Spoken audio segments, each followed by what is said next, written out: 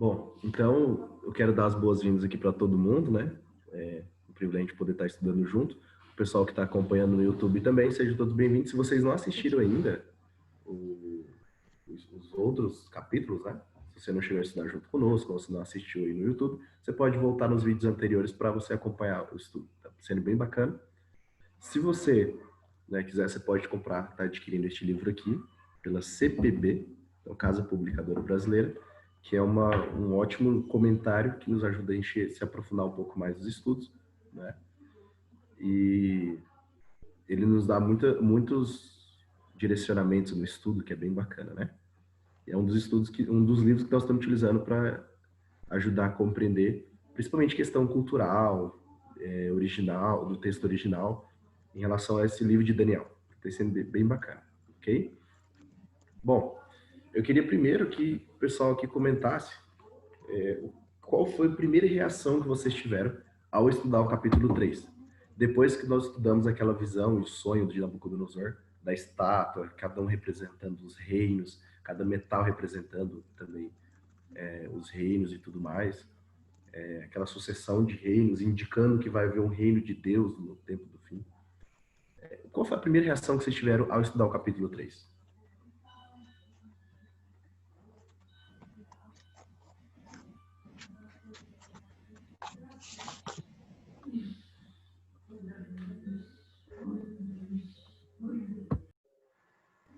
Só um de cada vez, tá? Enquanto vocês pensam aí, antes de dar a resposta, só uma coisa importante. Quando der os 40 minutos, como a gente não está usando o link agora, né, sem limite, vai dar os 40 minutos, a gente vai encerrar, depois a gente retorna de novo, tá? Vai ser mandado o link para vocês e a gente entra novamente.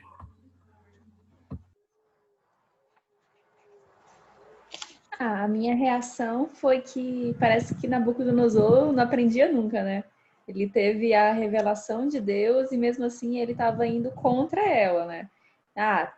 Soube que meu reino vai passar, que ele vai ser um dos mais importantes, mas eu não quero que passe não, vai ser o reino inteiro, vai ser toda a estátua de ouro, o meu reino vai até a eternidade.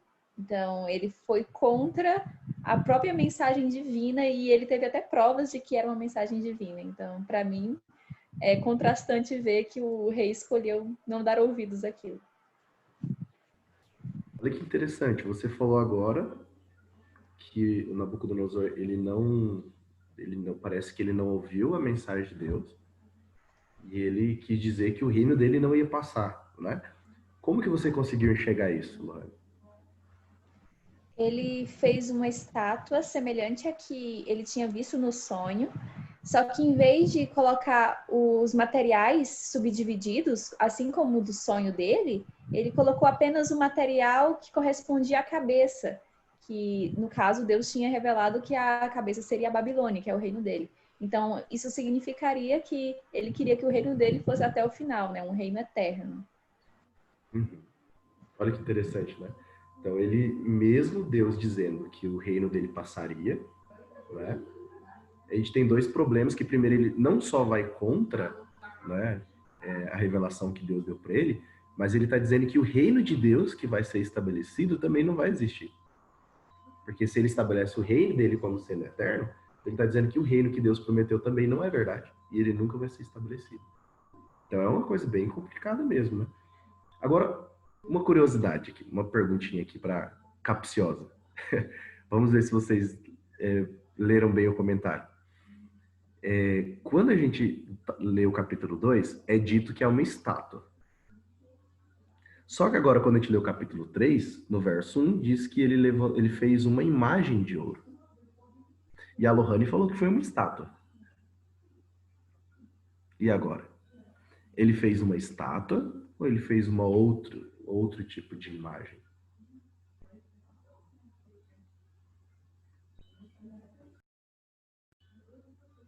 Porque, por exemplo, se vocês viram no comentário, fala até sobre o obelisco, né? Um monumento em formato de obelisco. E aí?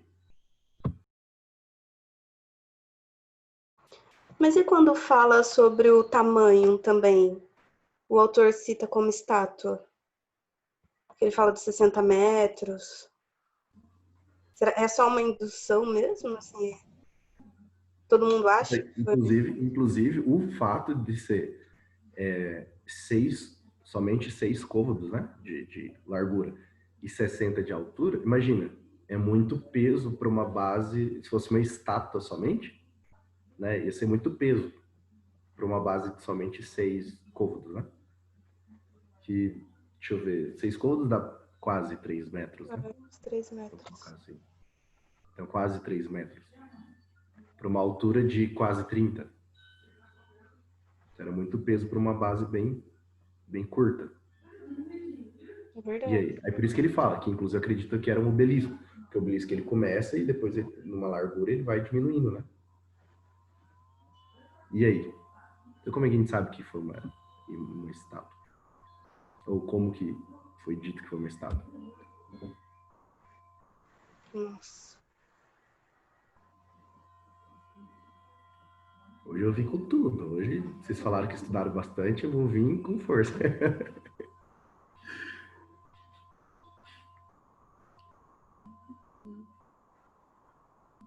Nada? Não. Tá, então a primeira coisa que é importante nós vermos é o seguinte, é que a palavra no original é a mesma, tanto no capítulo 2 quanto no capítulo 3. E isso o autor ele diz aqui no comentário, né? A palavrinha no hebraico tselem. E tselem, ele pode significar várias coisas, porque no hebraico geralmente tem vários significados, uma mesma palavra, né? Então ela pode ser traduzida como imagem, ela pode ser traduzida como estátua, ela pode ser traduzida como modelo, né? Então existem diversas traduções. Inclusive é a mesma palavrinha que aparece, adivinha onde? Em Gênesis 1. Lá quando fala que foi feita imagem e semelhança, né? O ser humano, então façamos o homem imagem e semelhança. Quando fala imagem, é a palavrinha tselem, que é essa ideia de representar algo. É sempre uma representação de algo, né? Então, a questão da largura e tudo mais é que a base, provavelmente a base era um obelisco, né? E uma estátua em cima, para poder lembrar do sonho que ele teve da estátua, né? É uma possibilidade, né? Agora, o fato dele criar uma imagem qualquer, seja uma estátua ou qualquer monumento, que seja de ouro, totalmente de ouro, ele já está atribuindo aí uma questão ao que a Lohane falou mesmo, né? O fato de a visão anterior, o ouro representava a Babilônia, e agora ele coloca toda uma estrutura, né, de ouro, ele está dizendo que a dele não vai ter fim, né? Mas aqui tem uma coisa bem curiosa a respeito das dimensões, no verso 1, né? O verso 1 diz assim, o rei Nabucodonosor fez uma estátua, uma imagem de ouro, que tinha 60 côvados de altura e 6 de largura. E aí? E essas dimensões aí, o que vocês viram de interessante sobre elas?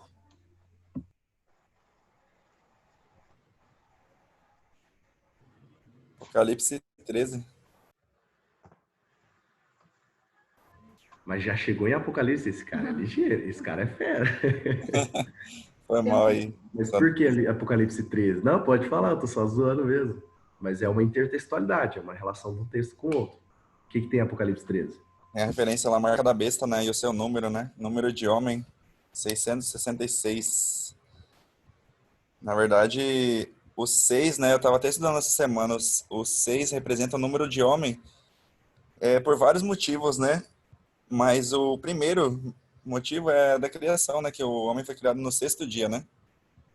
Em alusão ao sétimo dia que Deus descansou. Então, isso já faz um link, assim, para a gente conseguir correlacionar tanto Daniel com a criação, Gênesis, com Apocalipse, perseguição final do povo de Deus. Então, tipo assim, tem um elo direto que você pode fazer essa ligação, entendeu? Então, acredito que o 600 seria para dar uma ênfase, né, no número 6, né? Se multiplicar os 600, o 6 vezes 100, daria 600. 66, 66 côvados da altura, né? E 6 côvados de largura. E também tem, se eu não me engano, uma referência ao número de divindades babilônicas. O Ari acho que deve Eu, essa informação mais precisa, mas se eu não me engano, também tem uma relação com isso. Sim, exatamente. Cada deus, eles tinham um número que representava eles, né? Do panteão babilônico. Então, eu não lembro exatamente qual era o que cada um representava, mas tinha lá, vamos supor, o deus Nebo, né? Tinha um número para ele, aí tinha Tiamat, a deusa Tiamat, que era um número, e Marduk, que tinha outro número, e todos eles estavam relacionados ao número 6. Então, 6, 60, 600 e assim por diante. Era sempre no número 6, né? Porque a Babilônia sempre se utilizou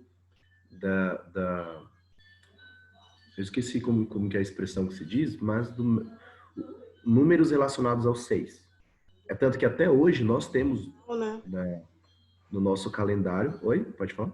Um sexagenal, sistema sexagenal. Isso, sistema sexagenal, exatamente. Uhum. Então, o sistema sexagenal a gente usa até hoje. A gente tem bastante no calendário, em ciclos que nós vemos hoje, tudo mais, relacionados ao número 60 minutos, 360 horário. graus. 360 graus, perfeito. E no livro ele também fala da unidade, né? Que Nabucodonosor, ele queria, igual a Lohane falou, de ter uma unidade só, ele queria ser único, né? Ele queria que o terreno dele fosse eterno, então ele queria ter uma religião, uma forma de governo, e não respeitava diversidade, não está falando isso também. Então eu vejo que a história se repete, né? Desde o início do mundo a história vai se repetindo, no fim dos tempos também vai se repetir. Então vai ter intolerância religiosa, perseguição, né? Eu não vou falar muito, vou falar spoiler, né, do que vai acontecer lá na frente. Então... Exatamente. Não, mas já vamos aproveitar então, Cássia, que você mencionou, né? Então, quais eram os objetivos, então, da estátua, né? Então, vamos falar um pouquinho. O que a gente aprendeu dos objetivos de Nabucodonosor ter construído essa estátua? Então, pode continuar na tua linha que tu tinha falado aí.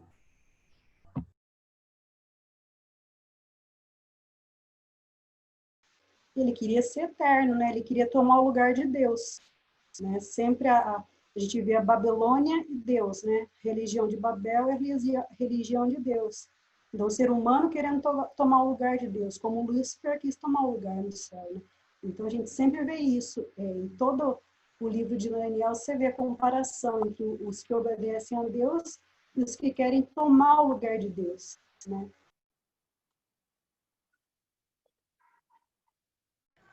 Eu acho que nesse capítulo fica muito claro aquilo que a gente estava falando no segundo capítulo, sábado passado, que era quando nós veríamos a reação dele, né, do rei, sobre a visão de Daniel, se ele realmente tinha entendido a mensagem de Deus e tudo.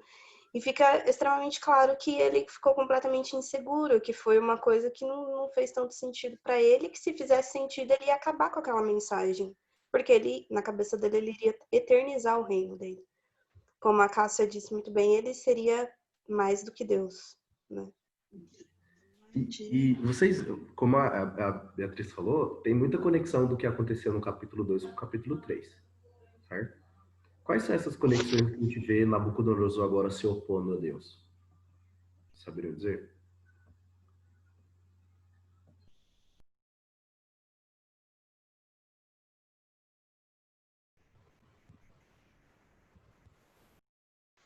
Uma das coisas que fala é que ele queria reconhecer, né, até falar a palavrinha, que ele reconheceu a soberania de Deus, ele queria que os outros se prostrassem diante da estátua que ele, a mesma adoração que ele estava dando a Deus, ele queria para ele.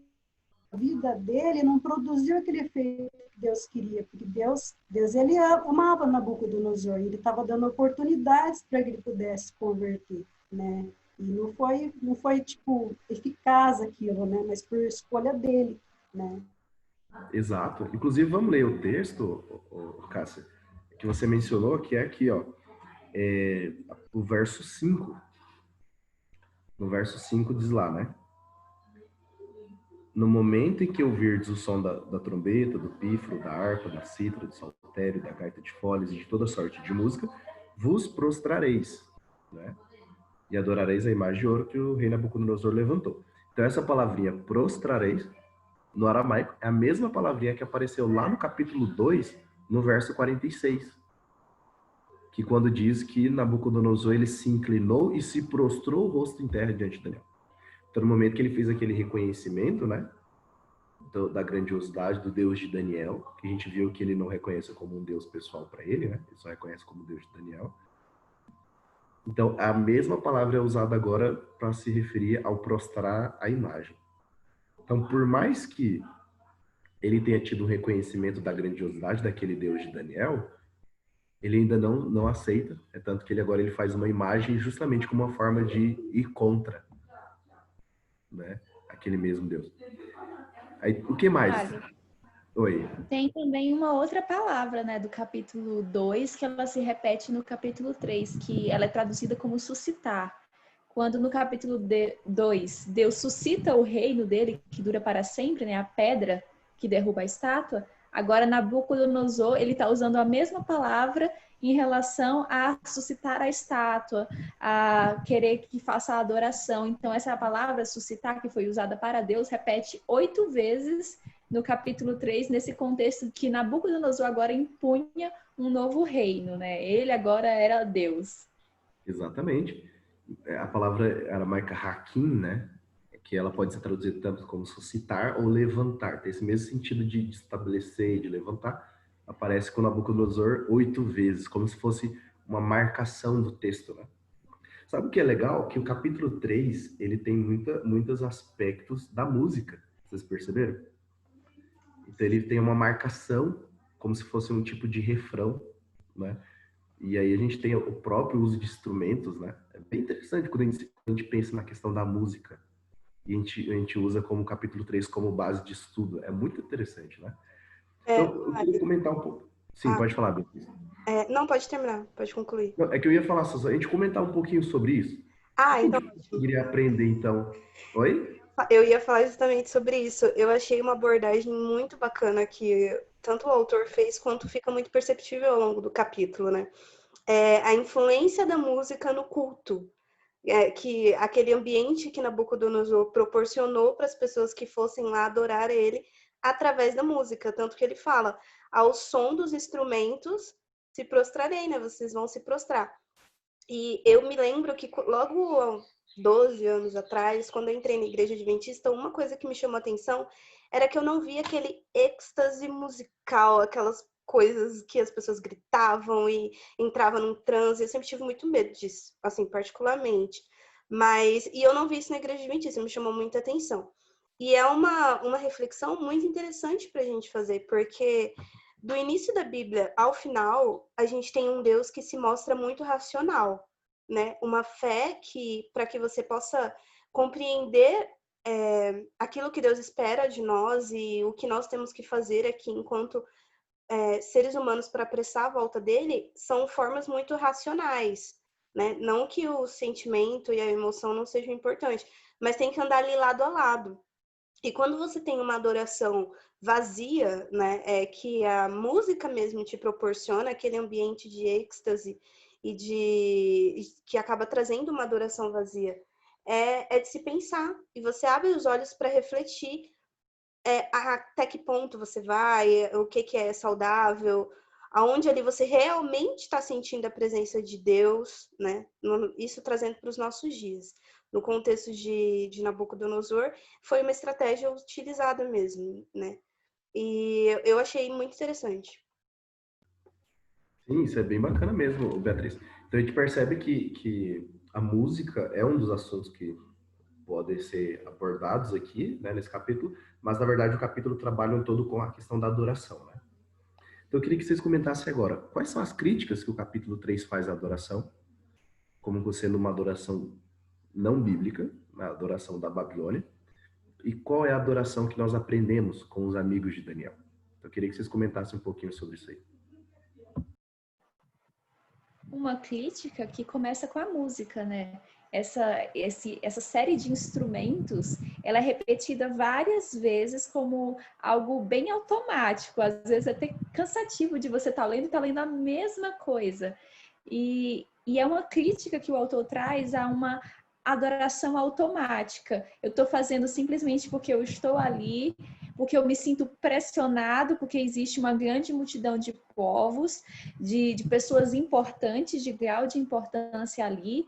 Ainda tem uma fornalha me lembrando que se eu não adorar, eu vou ser jogado ali. Então é uma adoração muito imposta, forçada, que nem a Bia trouxe, né? Sem um raciocínio, sem uma decisão e um envolvimento pessoal. Ela é muito, vou por inconsciente porque me mandaram fazer, né? Ou me mexi pela música, pelo emocional. Então são algumas das críticas que eu consegui perceber, né? Que ele trazia. Então vamos pontuar aqui. Então você colocou uma música focada no emocional, certo? Uma adoração forçada, né? Involuntária, automática e irracional, certo? O que mais? Boa tarde, Conveniência. Wadi. Pode falar, maninho. Não, eu ia colocar assim, conveniência, né? Porque acho que ainda vai chegar nessa parte, né? Mas muitos representantes ali, líderes, né? Inclusive da religião judaica, estavam presentes, né? Liderança política, podemos colocar também, né? E, e a questão é que realmente era conveniente, né? Que ninguém questionou, parou assim, não, vamos ver, vamos discorrer, né? Vamos deliberar se é correto ou não prostrar-se diante da estátua. Acho que muitas vezes o medo, né? Torna-nos convenientes a fazer o que todo mundo está fazendo, na questão do amoldouramento cultural, né? Paulo vai falar muito isso na Epístola de Romanos, no capítulo 12, né? O culto racional, a importância do culto racional ante não se amoldar aos costumes, né, aos padrões do mundo, né, ou da sociedade que se está inserido. Eu estava vendo ontem um vídeo sobre a respeito da guarda do sábado, né, no todo o decorrer da era cristã, pré-existência da igreja adventista, né, e lá falou que, parece que, se eu não me engano, em Milão, não lembro qual século, se era o século XIII ou século XV, eles guardavam o sábado e mantinham a tradição judaica. Porém, quando foi para Roma, quando se mudou, aquele líder, né, aquele padre, se não me engano, mudou para Roma, ele passou a guardar o domingo, porque os cristãos de lá guardavam o domingo. Então, esse é um exemplo, né, de amoldouramento cultural, né? Isso é só um exemplo claro, mas assim, na nossa vida a gente poderia colocar diversas coisas, né, como alimentação, pensamentos, até mesmo, né, costume, influência de filmes, séries, tipo assim, literatura, é algo assim que realmente está muito presente no nosso dia, não só a questão da música, né? A música eu acho que é um aspecto importante, mas eu acho que o culto racional, ele vai muito além, né? Paulo conclama, né? Rogo-vos, irmãos, que apresentei-vos como sacrifício vivo, santo, puro e agradável ao nosso Deus, que é o vosso culto racional. Boa tarde, Wadi. Tudo bem? Eu vi assim na questão do capítulo 3 de aí, Daniel, é que além de ser uma adoração forçada, como o Anderson, a Lohane, acho que é Lohane, e também assim que também estava ali, eles estavam, quando o rei Nabucodonosor falou para adorar aquela estátua, ele tava, se os três jovenzinhos prostrassem e adorassem, eles também estavam quebrando um mandamento, que era o mandamento: não farás para ti mais de esculturas e somente adorarás o Senhor teu Deus. Então, tipo, eles estavam quebrando. Então, dava pra gente tirar uma lição seguinte, que a gente só deve adorar a Deus, e independente das consequências que vamos sofrer. Mesmo que a gente tenha que morrer para o mundo, mas a gente tem que ser fiel a Deus, independente de qualquer coisa. O que o Gabriel falou que é bem interessante, ou seja, a adoração da Babilônia, ela era focada no imediato, certo? Então eles, como o imediato, a consequência era a morte, então se eles focassem somente no imediato, eles iriam adorar. Mas já a dos amigos de Daniel, eles não focavam no imediato, eles focavam no futuro, né? No que Deus tinha para eles, né? Então isso é bem interessante mesmo. Tu ia... A forma como é descrito aqui o texto, a gente pode ver que Daniel usou muita repetição. E essa era uma forma dele ser como irônico. Sarcástico que ele usou, que chamou os sátrapas, os prefeitos, governadores, conselheiros, e ele repetiu isso de novo no outro verso. E ele faz isso também com a música. Fala que ao som da trombeta, do pífaro, da cítara, e faz isso de novo. Mas a ênfase daqui é para mostrar todo o glamour que Nabucodonosor queria trazer para si, como ele queria se mostrar como melhor que os outros. Mas esse estilo era comum nos governos usarem todos esses instrumentos musicais, mas não quer dizer em si que esses instrumentos são maus. Que usar esse instrumento vai chamar o mal para aquele ambiente. Não. Era a cultura da época que usava esses instrumentos. O instrumento em si não tem mal algum em ser utilizado. A problemática é a forma que eles acabam utilizando. Eles se preocuparam muito, né, com o formato, tanto que a quantidade de instrumento que eles colocam, né? Então, nós tínhamos ali 2 instrumentos disso, 2 instrumentos daquilo, 2 instrumentos... Então, era 2 de corda, 2 de sopro, 2 de... Então, era uma quantidade, assim, ó, bem bonita. Então, eles deixaram uma coisa bem estruturada, bem bonita. Então, a forma ficou bem bonita. Só que eles não tinham espaço para o que foi comentado aqui. Para reflexão, para o raciocínio do que estava acontecendo.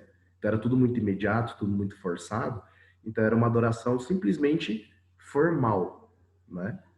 Então, essa é uma crítica que realmente é feita. Mas né? é perigoso pegar esse texto aqui e querer falar, olha, civil não pode usar então bateria na igreja, porque usou foi na adoração da estátua de Nabucodonosor. Ó, cuidado. Tem que ter cuidado com isso também.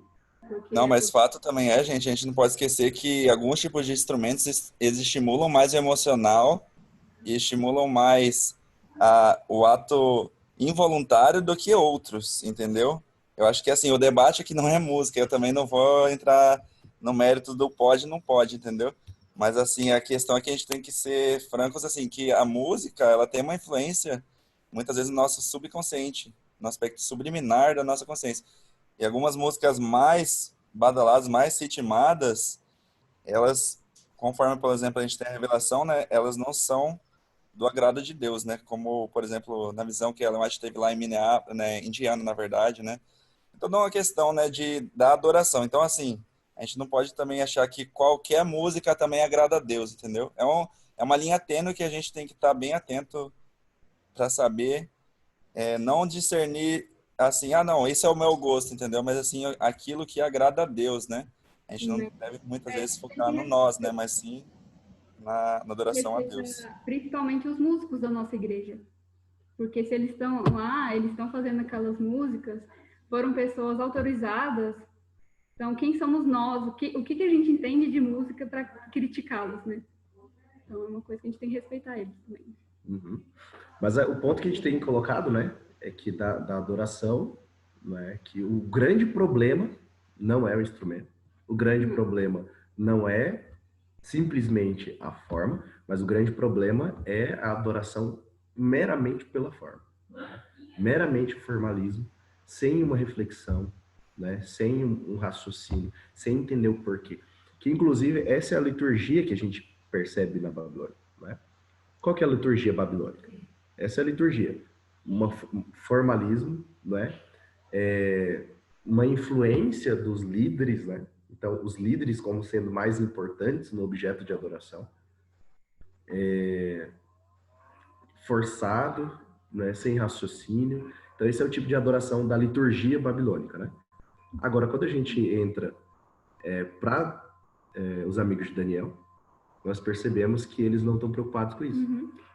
Interessante que, mesmo com todas essas músicas, com esse barulhão, os amigos de Daniel continuavam fiéis a Deus. Que o importante era aquilo que eles estavam levando de adoração para Deus e não para o homem. Né? Com certeza. Porque aí que entra um ponto, né? No início do capítulo 3, nós já temos uma alusão à Babilônia. Não sei se alguém lembra no comentário que conversou sobre isso, que falou sobre isso, que quando ele fala da planície de Dura, essa expressão de planície aparece também lá em Gênesis 11. Né? Então já remete a Babel, que na verdade, Babilônia, a palavra Babilônia, ela só existe por causa do grego, né? Então eles pegaram a tradução do Antigo Testamento e traduziram para o grego. No original é Babel, em todo o livro de Daniel a gente tem Babel, né?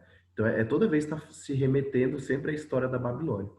Então é um povo que está indo contra Deus, um povo que está indo tentando fazer uma adoração que vai, não é converter, mas vai, como seria uma palavra?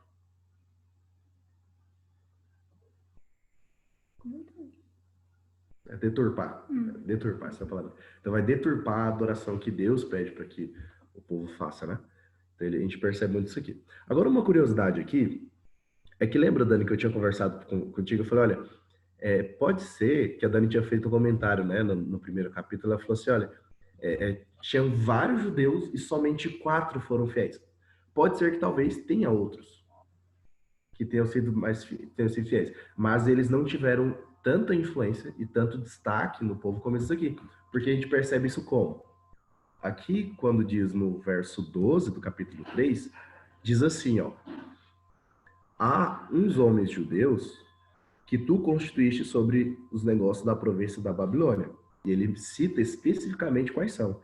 Sadraque, Mesaque, Abednego, né? Aí ele diz, estes homens, ó rei, não fizeram caso de ti. A teus deuses não servem nem adoram. A gente percebe que é uma rixa que eles têm com esses específicos, por conta que eles tinham um grau de influência. Então, se um outro judeu não adorou a estátua, eles nem se preocuparam.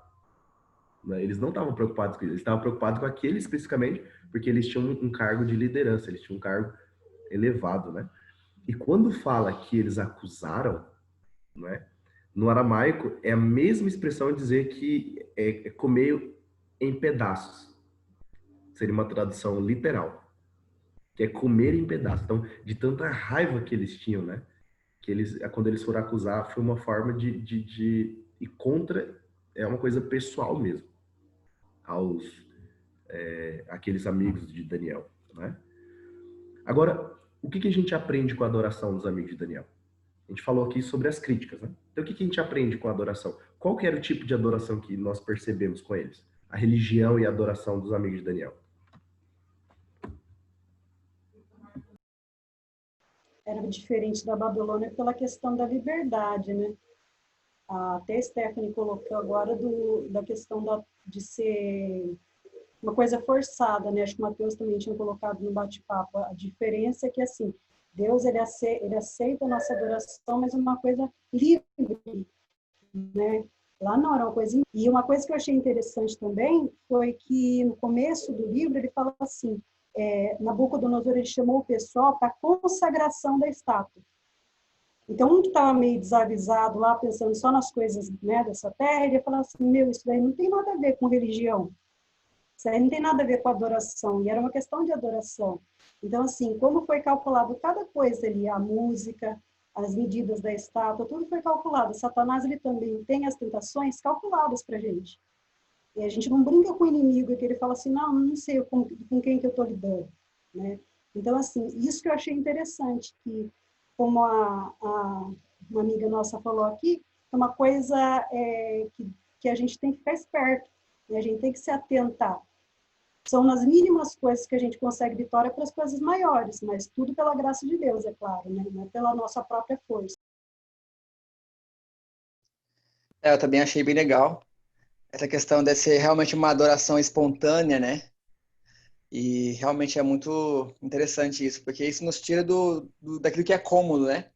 Tanto para algo formal demais, e também algo também, tipo, que não é, muitas vezes, como é que fala? Que não leva em consideração o quão importante é, né? De fato, as coisas. Acho que foi isso que eu achei bem da hora também. Nem um extremo, nem outro, né? Mas realmente ter consciência do que eu tô fazendo, né? Porque eu faço, né? Acho bem legal isso. Eu achei legal que a adoração dele não depende do meio que ele tá. Não dependeu da música, não dependeu do ambiente, não dependeu das outras pessoas. A adoração dele dependeu do relacionamento que ele já tinha antes com Deus. Outro contraste interessante é que a religião da Babilônia era bem imediatista, né? Nabucodonosor vai, adora agora, não, agora vai para a fornalha, então tudo é agora. Enquanto a religião do Deus de Israel era baseado sempre numa confiança nesse Deus no futuro, né? No que ele vai fazer no futuro. Então, se ele quiser, ele nos livrará. Então, não era focado no imediato. Então, é uma diferença também que existe entre as duas religiões. Agora, uma outra coisa, perdão, é que não só no futuro, mas é que a gente vê na Bíblia, num todo, e aqui também, que sempre há uma questão do presente, sim, e do futuro. Então, existe uma relação do futuro e essa relação do futuro influencia a forma de viver hoje. Então, isso é bem bacana. Por quê? Porque aqui no texto diz assim, ó, lá no verso 16 em diante, diz assim, ó, responderam Sadraque, Mesaque e Abednego: ó Nabucodonosor, quanto a isso, não necessitamos te responder. Se o nosso Deus a quem servimos quer livrar-nos, ele nos livrará da fornalha ardente, de fogo ardente, e das tuas mãos, ó rei. Ou seja, eles sabiam que, de qualquer forma, Deus ia livrar eles da mão de Nabucodonosor. Né? Agora, se isso passaria pela fornalha ou não, eles seriam que a liberdade deles era independentemente do que Nabucodonosor fizesse. Ou seja, Nabucodonosor queria trazer uma coisa forçada, sem liberdade. E eles falam, não, o meu Deus, ele me dá liberdade. Então, hoje, eu já estou livre do que você quer me aprisionar, porque eu tenho a liberdade que Deus oferece. Então, hoje, eu já tenho bênção de Deus, liberdade de Deus na minha vida. Agora, se lá no futuro ele vai me liberar da fornalha ou não, é se ele quiser, mas eu confio nele porque ele já me libertou. Então, você sabe que essa consciência do futuro influencia a forma de viver hoje, isso é muito bonito. E para nós hoje, nós temos a realidade do reino, né? Do reino de Deus. Então, que é uma promessa futura que vai influenciar a forma da gente viver hoje. Então, isso é bem bacana aqui também na história, né? Pode falar, Aleph.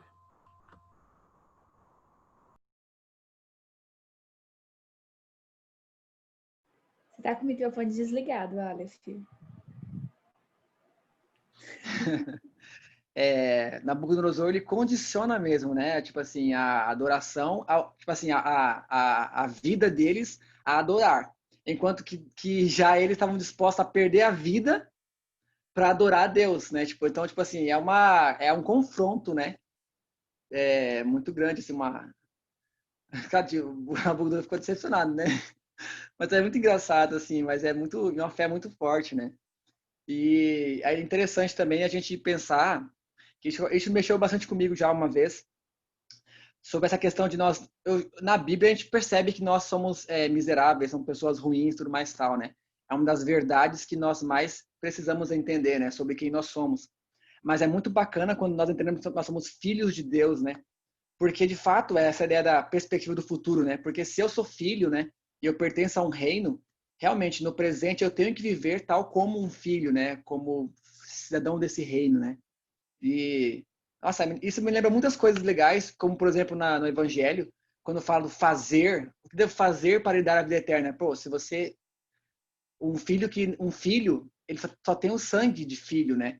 Ele não fez nada para ser, né? E por ser filho, ele é filho. Tipo, e às vezes a gente... Essa ideia do... Quem sempre cai nessas discussões, né? Sobre... vamos dizer assim, aos extremos, né? Isso é muito bacana para reflexão. Sim. Agora uma outra perguntinha aqui. É legal.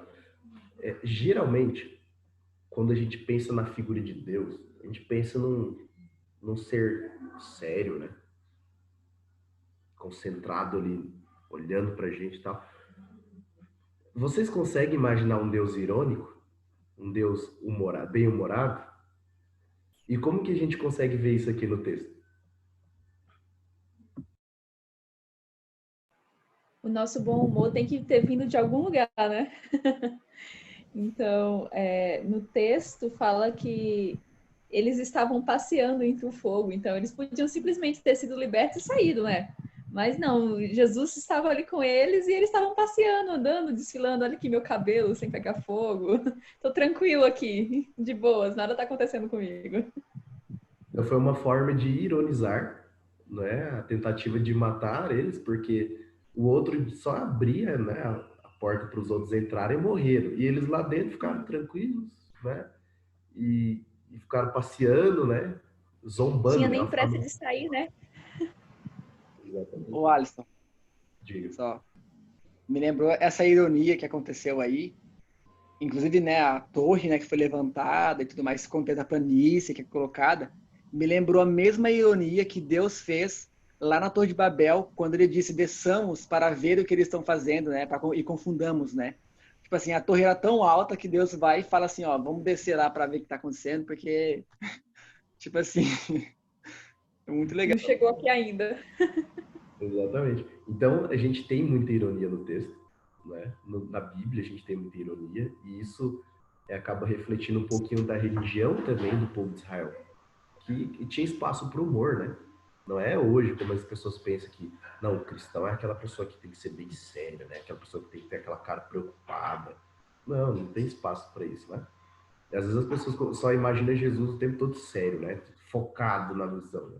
Eu já imagino ele sorrindo o tempo todo, né? Não que ele não tivesse momentos sérios, mas eu acho que a maior parte ele ficava sorrindo, né? E a Thalita estava comentando sobre a questão da repetição, né? Que ele falou. As repetições também eram uma forma de ironizar, né? Ô, Ali, Diga. só pra questão de ironia, eu lembrei de Salmos 2, cara. Salmos 2 é muito legal nessa questão, que ó, diz assim, ó. Porque enfurecem os gentios e os povos imaginam coisas vãs. Os reis da terra se levantam e os príncipes conspiram contra o Senhor e contra o seu ungido, dizendo: rompamos os seus laços e sacudamos de nós as suas algemas. Ó, verso 4, interessante. Rir-se aquele que habita nos céus, o Senhor zomba deles. Perceba só, então Deus não é um Deus estático lá, né? Um Deus, um Deus que é sempre sério. Aqui está dizendo que Deus ri e zomba deles, entendeu? Então Deus é um Deus assim, Deus, não estou falando assim que Deus é totalmente ser humano, né? Pelo menos Deus o Pai. Mas Deus, ele tem assim reações, entendeu? As atrocidades que o homem faz e assim as pretensões, né, do homem justamente em querer perpetuar o seu poder, como foi citado aí claramente por vocês na edificação da estátua e na Torre de Babel. E, inclusive, hoje, só traçando um paralelo para o dia de hoje, eu acredito que acontece a mesma coisa, mas de diversas formas. A gente vai ver isso mais para frente na implantação, né, de uma religião universal que procura anular a lei de Deus, mas também pessoas procurando a fonte da vida eterna na ciência, pessoas procurando maneira de se tornar imortais e tal, procurando várias fontes, sabe?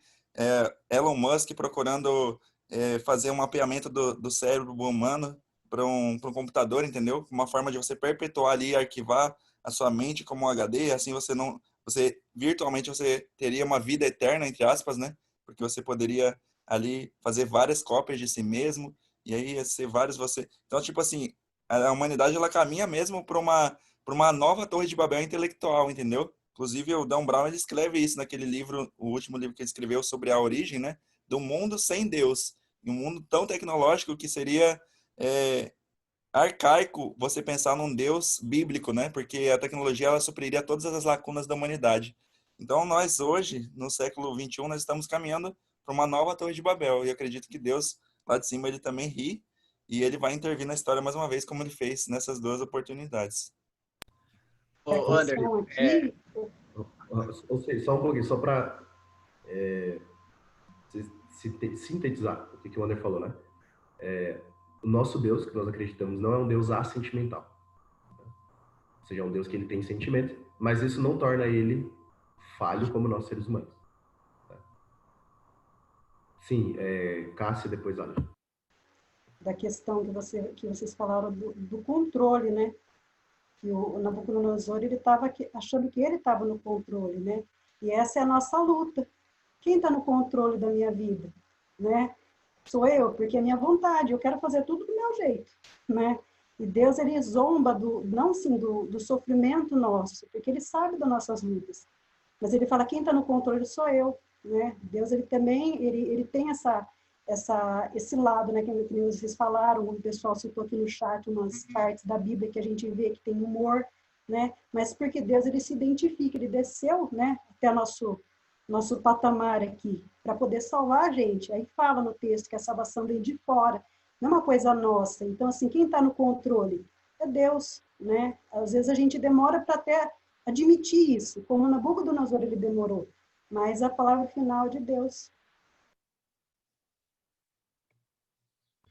Beleza, Aleph. É muito legal. Eu ia comentar só na linha do Under, né, que achei bem legal, trazendo para o nosso contexto, realmente, né, até a própria democracia, eu acho bem curioso isso, porque, assim, é um marco, né, do pensamento ocidental, e hoje a gente está vendo aí, tipo assim, as suspeitas, né, e a falta de confiança que as pessoas têm hoje, né, seja no Supremo, seja no Legislativo, seja no Executivo, quer dizer, hoje em dia a gente está muito...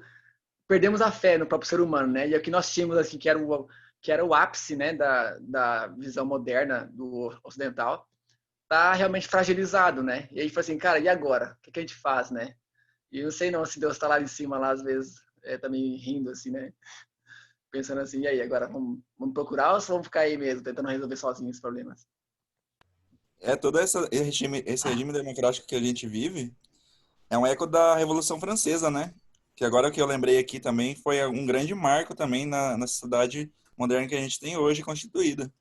Que ali foi varrido toda espécie de teologia, de divindade, e foi colocada como Deus o quê? A razão humana, né? Então, assim, hoje, principalmente a sociedade ocidental, ela foi muito afetada por essa cosmovisão da Revolução Francesa. E isso é um eco, né, que a gente está tendo todos os sistemas, governos de esquerda, né, comunismo, tudo isso são ecos da Revolução Francesa. E até mesmo também o capitalismo foi afetado. Então, assim, a gente está vivendo um eco de uma tentativa, né, uma nova Torre de Babel, uma nova estátua, né, que foi levantada lá em 1790, e hoje a gente está caminhando para a queda dessa estátua também. Agora, só para a gente já fechar aqui nosso estudo de hoje, teria algumas outras coisas para gente comentar também aqui, mas para a gente não estender muito tempo, né? Eu não sei se a Dani, que ela entrou agora um pouquinho depois, eu não sei se tem algum comentário, Dani, do que a gente já pontuou aqui. Eu não sei. Porque vocês estavam na metade, aí eu não sei se eu vou falar alguma coisa que vocês já falaram. Aí, não, mas aí da metade pro final, então. Da metade pro final aí. Às vezes você tem um comentário bem bacana. Você sempre tem um comentário legal.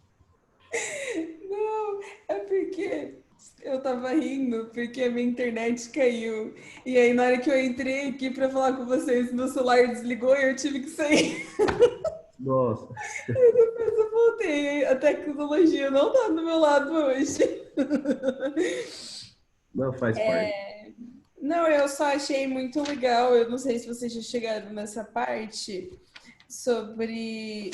Eu acho que ainda não chegaram, mas eu já vou falar. Quem não sabe ainda vai ter um spoiler. Em relação sobre a aproximação de Deus, né, em relação aos judeus, que ele fala muito sobre como foi o testemunho para as outras pessoas quando Deus ele vai salvar o fato de Deus entrar no fogo, né, e salvar os judeus lá, mostrando que para eles, para os oficiais, eles entendem que o Deus dos judeus ele não era só o Deus que desce, né, que tem essa relação pessoal, mas é o Deus que tem poder sobre a morte, porque os babilônios começam a olhar para o Deus como para os judeus como ressuscitados, porque eles sobreviveram à morte. Para eles é como um milagre, então Deus também se mostra como criador para eles. E eu achei isso a parte mais interessante, tipo, do capítulo. Para mim foi o auge. Ou seja, a forma que Deus se revela, né? Exatamente. É bem diferente da ideia de divindade que os babilônicos têm, né? Uhum. Bem bacana. Agora uma outra coisa aqui, que vocês lembram que... Sim, fala, Lohane. Eu ia pegar só um gancho, porque a gente falou muito de que Deus tem sentimentos e que ele se compadece com a gente. Mas não fica só restrito a eu vou aqui consolar você, tá tudo bem, vai passar. Não, lá no futuro eu ajudo. Não, quando é da vontade de Deus, ele vem e salva, ele age também. Então, ele não fica só no sentimento, nossa, sinto porque você está passando por isso. Mas ele nos salva, ele vem e desce. Então, temos a certeza de que ele está conosco, passando pelo fogo. Mesmo que não seja a libertação que a gente imagine, Deus age.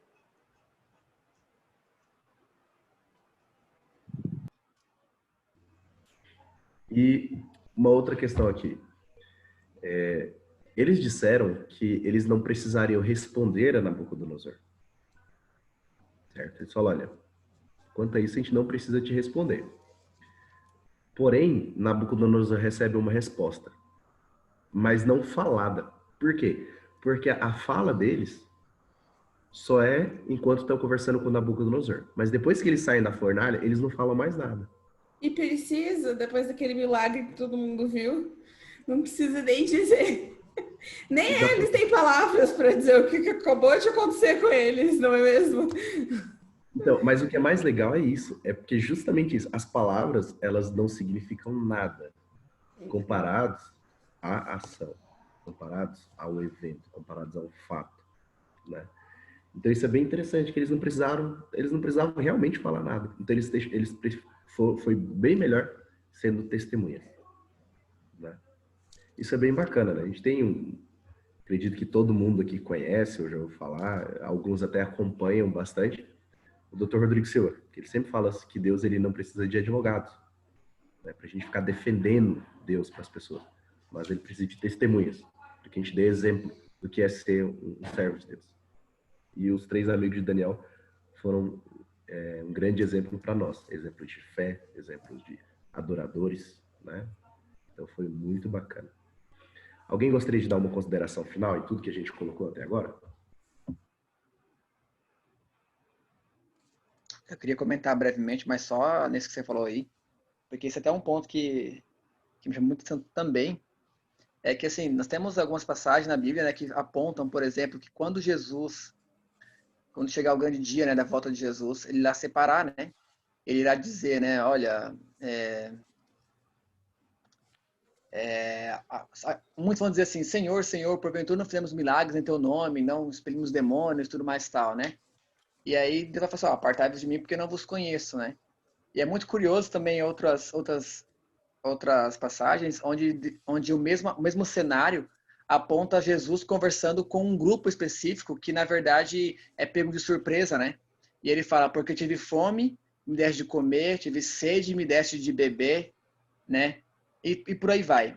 Isso é muito bacana, né? Porque nos mostra que a religião verdadeira mesmo, ela tem esse princípio, né? A gente não faz nada para falar e tudo mais tal, e para receber alguma coisa. Mas, na verdade, é ali em silêncio, calado, coisas como essa, dar de comer, dar de beber, dar de vestir, visitar alguém preso. Ninguém está vendo isso, a gente está fazendo em secreto muitas vezes, né?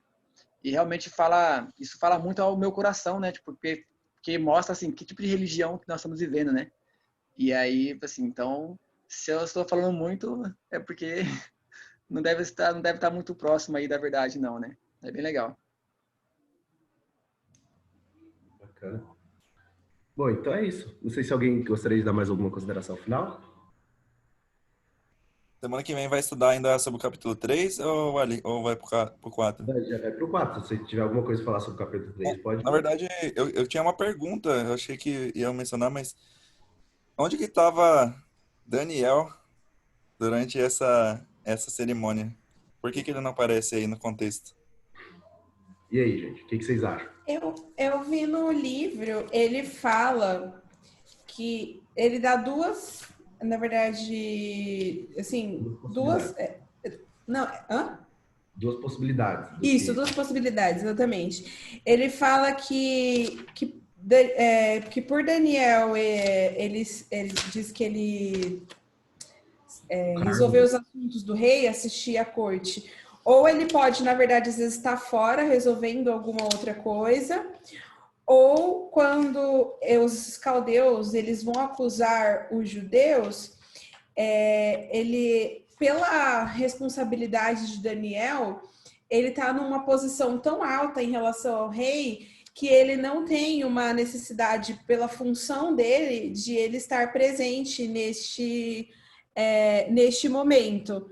Então, ele diz que ele pode tanto geograficamente ou quanto pela posição oficial dele, ele está além do alcance dos judeus ou dos caldeus, né?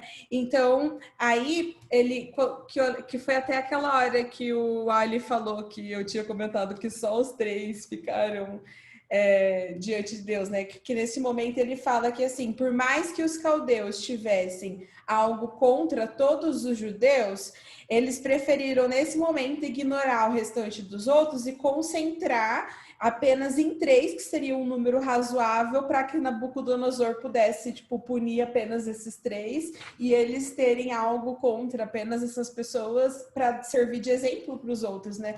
Então, nesse momento, a concentração é em apenas esses 3, porque tinha uma posição que eles estavam que não era tão alta quanto Daniel, que podia afetar, né, a vida deles.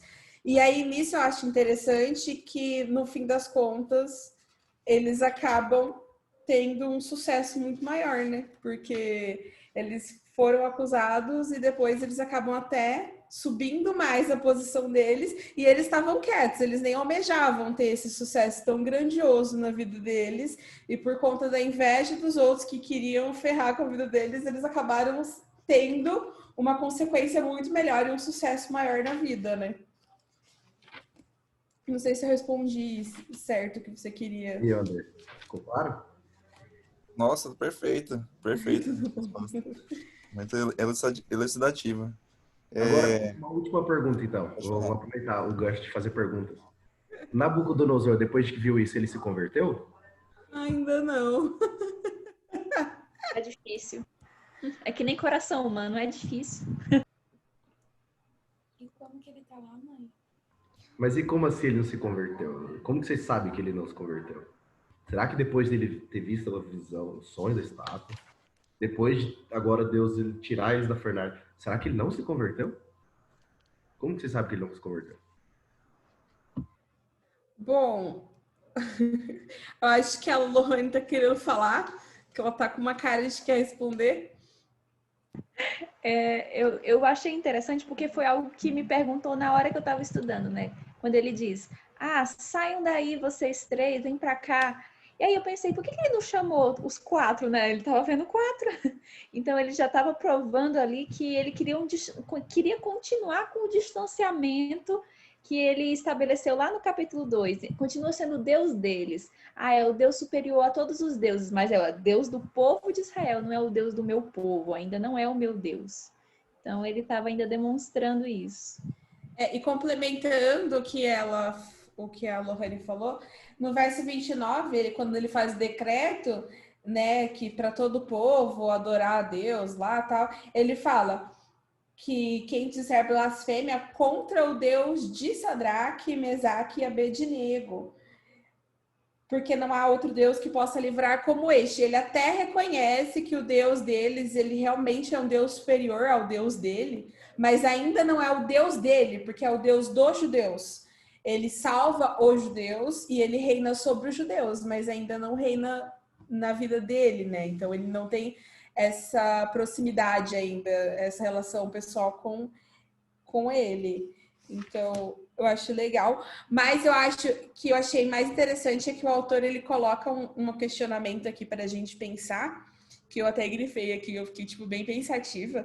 E ele fala assim, que todos sabemos até que ponto nossos pequenos hábitos de pensamentos ou ações, inclusive hábitos alimentares, podem ser prejudiciais. Mas isso não implica que nós estamos prontos para mudar esses hábitos na nossa vida.